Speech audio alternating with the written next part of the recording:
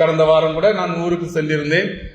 திடீர்னு ஒரு super market போயிருந்தேன். ஒரு வயதான அம்மா, 78 வயசு அம்மா என் பக்கத்துல வந்து உட்கார்ந்து என்கிட்ட கொஞ்ச நேரம் பேசினாங்க. உன் முகத்துல ஒரு பிரேக் தெரியுதே தம்பி. நான் என்ன பண்றதுக்கு, முகத்தின் அழகு முகத்தில் தெரியும். அந்த அம்மா என்ன சொன்ன காரியம், நாங்க 2 பேரும் பக்கத்துல தான் உட்கார்ந்து இருந்தோம். நான் பார்த்தேன், என்ன இவங்களை ரொம்ப பேச விடக்கூடாது சொல்லிட்டு டக்குனி அவங்கள மறைச்சு சொன்னேன், நீங்க சொன்னது கரெக்ட் தான், அகத்தின் அழகு முகத்தில் தெரியும்.